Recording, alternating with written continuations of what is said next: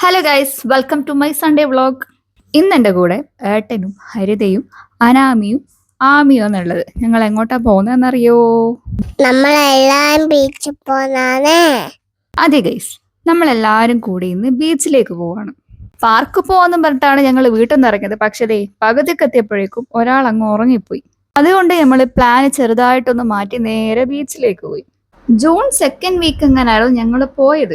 കൊട്ടിയൂർ പോയി വരുന്നവരുടെ തിരക്കും സൺഡേ ആയതിന്റെ തിരക്കും എല്ലാം കൊണ്ടും നല്ല തിരക്കായിരുന്നു. വണ്ടി വെക്കാൻ കുറച്ച് പണിയായിരുന്നു. അങ്ങനെ ഉറങ്ങിക്കിടന്ന ആമിയെ ബീച്ച് കാണിച്ച് എഴുന്നേപ്പിച്ചു. വലിയ അലമ്പൊന്നും ഉണ്ടായിരുന്നില്ല, എന്തോ ഭാഗ്യത്തിന്. പക്ഷേ ഉറക്കത്തിന്റെ ആ ഒരു ഹാങ് ഓവർ കൊണ്ടാണോ എന്നറിയില്ല, ആള് പേടിച്ചിട്ട് വെള്ളത്തിൽ ഇറങ്ങുന്നേ ഉണ്ടായിരുന്നില്ല. പേടി പേടി പേടി എന്ന് പറഞ്ഞിട്ട് അവിടെ അങ്ങനെ ഇരിക്കുകയായിരുന്നു. ആമിക്കാണെങ്കിൽ ബീച്ചിലിറങ്ങാൻ ഭയങ്കര ഇഷ്ടമാണ്, ഇങ്ങനെ വെള്ളത്തിലൊക്കെ കളിക്കാൻ. അന്ന് എനിക്ക് തോന്നുന്നു ശരിക്കും ഉറക്കത്തിന്റെ ആ ഒരു കൊണ്ട് തന്നെ ആയിരിക്കും, ഇറങ്ങുന്നേ ഉണ്ടായിരുന്നില്ല. അട്ട പറ്റി നിൽക്കുന്ന പോലെ മേത്തിങ്ങനെ പറ്റി നിൽക്കുമായിരുന്നു. കുറച്ച് കഴിഞ്ഞ് പിന്നെ ഹരിതേൻ്റെ അടുത്ത് പോയി. ഹരിതയും ആവുന്നത്ര ശ്രമിച്ചു വെള്ളത്തിൽ ഇറക്കാൻ വേണ്ടിട്ട്. എവിടെ നിന്ന് ഇറങ്ങാൻ. എന്തോ ഭാഗ്യത്തിന് മഴയുണ്ടായിരുന്നില്ല, പക്ഷെ തിര നല്ലോണം അടിക്കുന്നുണ്ടായിരുന്നു. അതുകൊണ്ട് ഞങ്ങൾ അധികം അങ്ങനെ കളിക്കാൻ നിന്നിട്ടില്ല.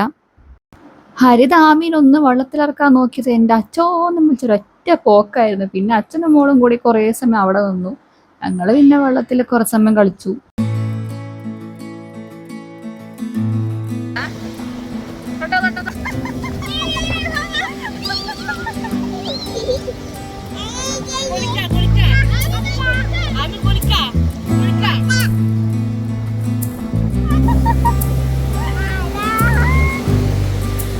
ബീച്ചിൽ പോയി കഴിഞ്ഞാൽ എൻ്റെ മെയിൻ പരിപാടി ഇത് പെറുക്കലാണ്. ആദ്യമൊക്കെ പോയി കഴിഞ്ഞാൽ വലുത് കിട്ടാറുണ്ടായിരുന്നു, നല്ല രസമായത് ഇങ്ങനെ തപ്പി തപ്പി പെറുക്കിയെടുക്കാൻ. ഇത്തവണ ചെറുതാ കിട്ടിയത്.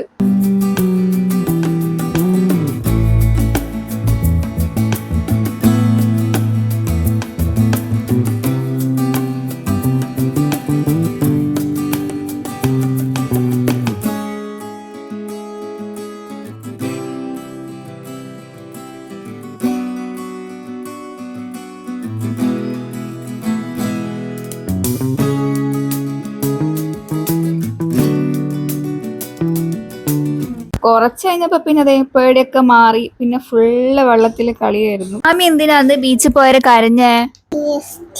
പറ.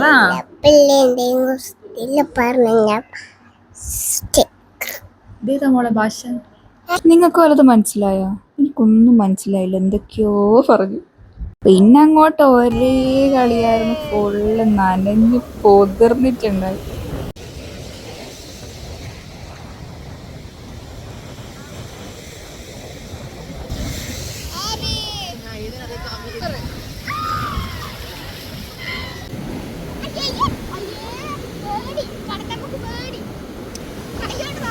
ഓടൊന്നും ചേരാ.